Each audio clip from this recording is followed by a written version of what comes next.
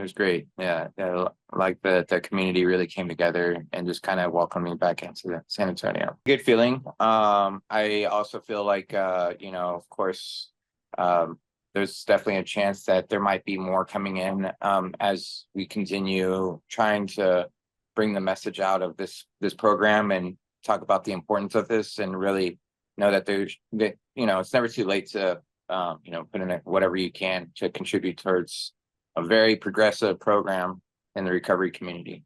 Being in a place where I have witnessed so many kids being probably on a safety plan or removal, and maybe even avoiding those situations with parents that do want to seek recovery, but have that fear of losing their kids or have that fear of placing their kids somewhere where they're just not quite trusting. Um, it does help, obviously expedite the chances of getting a parent into treatment along with their family.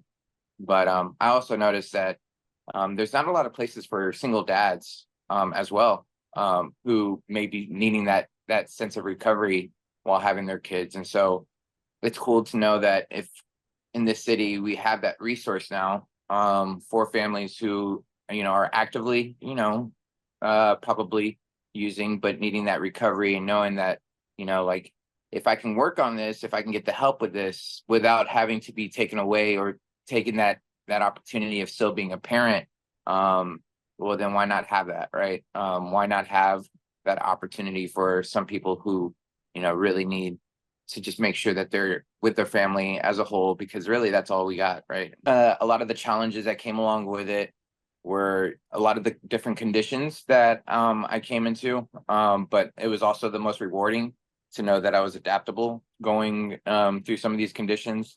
West Virginia and Virginia got the back end of Helena, and so it was a full week of some pretty strong storms going through there. And then just kind of getting out through the end of that and knowing that, it's a little bit, it's not always going to be like that. And of course, going through some pretty hot conditions like Texas, and of course, some pretty cold mornings.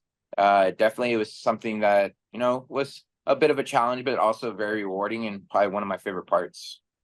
I believe Kentucky got hit pretty hard, and parts of Tennessee got hit pretty hard. I saw some FEMA trucks going whizzing on through. And so definitely some pretty strong winds that were coming through. I don't know if we really actually got into the hurricane, but I know that we got the back end of it. Of course, going through the Appalachian Mountains is already tough enough as it is, but just knowing that there is an ongoing rainstorm for the rest of the week definitely put on its challenges of its own. So yeah, there was I think a lot of trust and a little bit of experience that we've had from before. I've had the same crew, Roel and Steve, with Trans Texas, and so the communication had to be important. GPS had to be important. Just knowing what the next move was, what we're getting ourselves into, and that sort of thing, and then just being able to really organize what strategy we had to come about moving into the next part of each sector on each state. So the mountains aren't really the best when you're driving an RV through there. There's not a whole lot of shoulder, so there was a lot of trust knowing that, okay, Kenneth will run 4, 5, 6, 7 miles and we'll be somewhere safe for the RV to be parked to the side, and hopefully Kenneth will make it through without too many problems. That was getting closer to a little bit of Kentucky, a little bit of Arkansas, a little bit of Tennessee, but most of it was on my own, which which is probably why I had headphones in most of the time. It's to kind of help me focus on what's in front of me instead of getting too distracted. But of course, we had some people from San Antonio, Texas, and we had some people from different parts of Texas, like Houston, come fly out or drive out and obviously support. But at the same time, it, they definitely helped on their end, but I think that at the same time, it was a little easier for me to not worry about people coming behind me and running with me, because of course Tennessee, Kentucky, West Virginia, a lot of those places do not have shoulders. So it was a lot of dangerous crossings, and it's just best that I wasn't really focused on too much of their safety.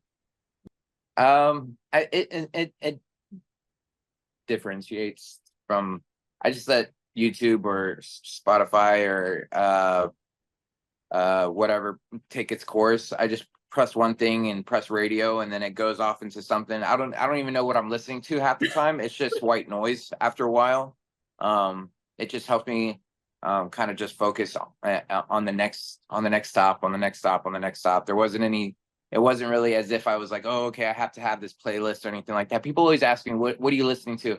I was like, literally, I have no idea. It's just I press radio and it goes into something, and it's just literally white noise to me. It just helps me kind of focus in on what do I got to do next. The start point would be 8 a.m. because I'm not a early riser.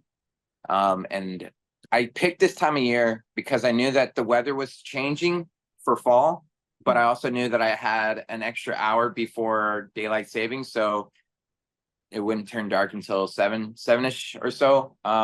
So I was given about maybe 11 hours to finish 40 something miles, and which usually was predominantly like waking up right away and then making sure that I get dropped off at the same spot that I stopped before, taking in about 400 to 500 calories that morning, getting my breakfast in right away, and then getting sent off to go do my miles. They'll meet up with me about 10 miles down, give me another breakfast, run another set of miles until about 12 or 1.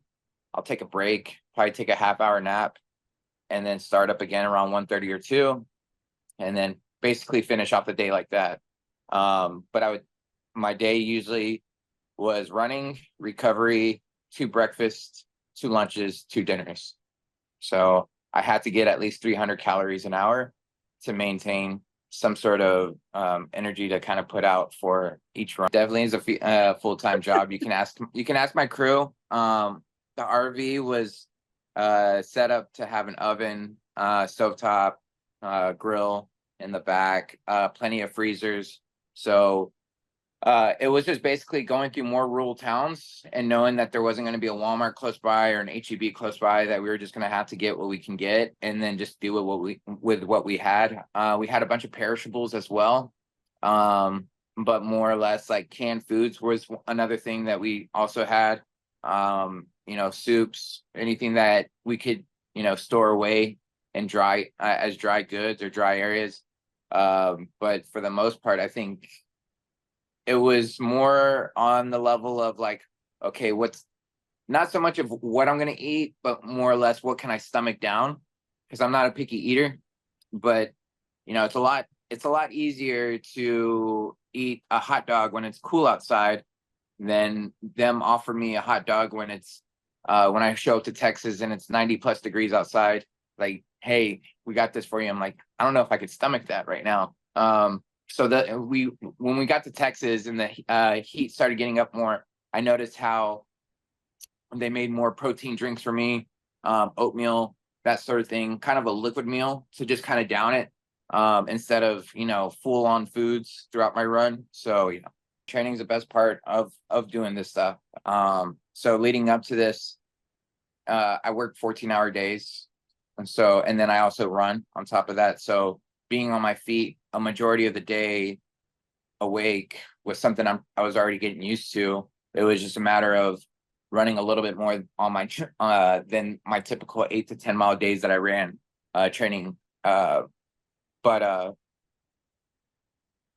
it was as if I felt like I was somewhat mentally prepared for this. There was times where we got lost.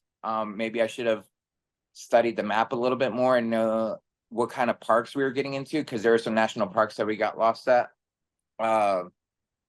And that really hindered the time and the mileage. So I lost miles getting lost. Like when I got lost, I was doing extra miles than what I should have been doing, because I was trying to find my way to get back to out of the park. And so it got to the point where I was like, no more national parks. But I mean, in all reality, of course, like things happen on these things. I mean, you're running 1,800 miles, running 1,800 miles. That's twice the size of what Texas was, and Texas was a straight line. And so I'm going through big cities. I'm going through pretty big towns. And just going through the mountains and whatnot, and just trying to make sure that remind myself that this isn't Texas. This isn't anywhere that I've been at. I've never ran in the state of West Virginia before. I've never ran in the state of Kentucky or Tennessee. So I had to remind myself to study the map the night before to know exactly where I was going, where I was heading, which town are we going to stop at. We'll stop 40 miles from here, and then so I'll know, and so yeah. So the plan was to go through each capital and try to, bring more publicity and more awareness to this cause.